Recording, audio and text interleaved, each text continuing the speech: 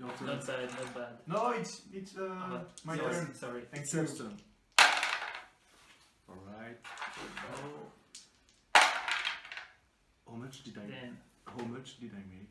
I think it's six tokens. I think. 6 tokens? Alright, 6 tokens for Matthew. Here you are. Thank you. Oh. Antoine, Sorry man. that's terrible. Alright, thanks. I got 6 tokens now. Your turn. Are you kidding me, Antoine? Yes. You lost One more Sebastian. time. I think it's 4. Is it 4? 4? Yes, 4. Are you sure about that? No, I'm not sure. I didn't count. 3, Go I for think. 3. Is it your turn? No, No, it's mine. yours. Yeah. Yours. Go straight. That's straight. right.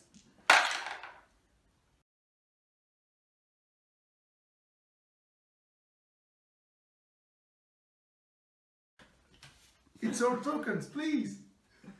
Go away!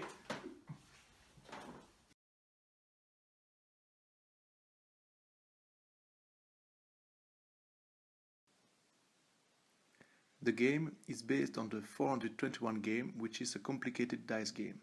It's split into 2 parts, called the charge and the discharge. The first one is used to share all tokens between players by playing complete round. At the end of a round, the player with the lowest score receives a certain amount of tokens depending on the higher score. When all the tokens are shared, the discharge part can begin. The goal is to get rid of all your tokens by giving them to the other players, depending on the highest and the lowest score. The last player remaining with tokens loses the game. One of the particularities of this game is that it contains specific scores, a bit like at poker. To count the dice result, we coded a Python image processing code which detects the 3 dice and their pips. To guide the game and the player, a simple interface is built thanks to the Python tkinter module. To make it a bit more entertaining, an Arduino code is also provided to drive a DC motor on a wheel controlling the position of the plate thanks to a rotary encoder.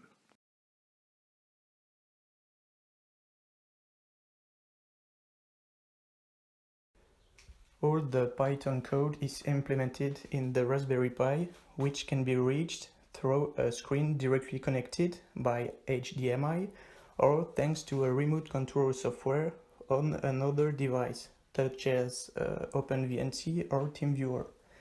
For financial reasons, we used a laptop to access the display. The Raspberry Pi is connected to the Arduino Uno by a USB cord. The Arduino receives position information from the rotary encoder and sends control digits to the H-bridge motor driver. That wiring allows the plate to turn clockwise and counterclockwise, depending on the game part. The camera used by the Raspberry Pi is a classic USB webcam placed on top of a do-it-yourself game plate. The plate is a simple assembly of wood and steel pieces, but you can do it whatever materials you have. Just pay attention that the webcam is placed high enough to see the whole plate.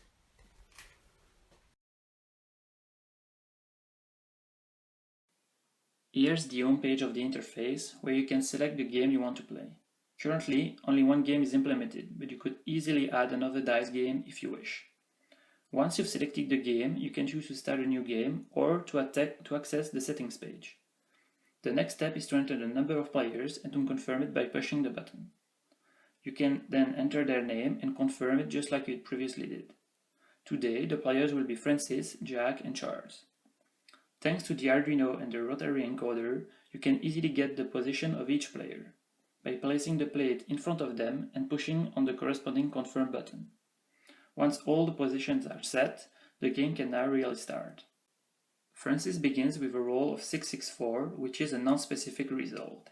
You can see it's immediately displayed next to his name, and notice that we're playing with 6 tokens. It's now Charles' turn. He rolls 115, which is called a Mach 5, which equals to 5 tokens. Jacques only rolls 532 and loses the round. he receives the 5 tokens that were at stake. As you can see, the interface is updated with the right information. Francis loses the next round and therefore receives the last token. The discharge part can now begin with only Francis and Jack because Charles had no tokens. Francis is the first to try to get rid of his tokens and rolls a 5-2-2. Because he's the first player, he can choose to roll again with a maximum of 3 rolls or to keep his score and let Jack play. He decides to roll again and rolls a 6-5-1 before letting Jack play. The discharge keeps going until either Francis or Jack has all the tokens and loses the game. Here you can see that Francis lost the next 2 rounds and therefore is our final loser.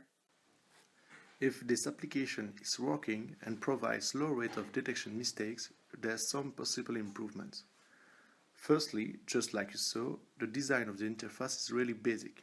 It could be improved by adding colors and animations. We also displayed hierarchized scores for the specific result. It would be better to display the specific denomination corresponding to them. It could be also useful to store the current result in a file in order to resume this game later.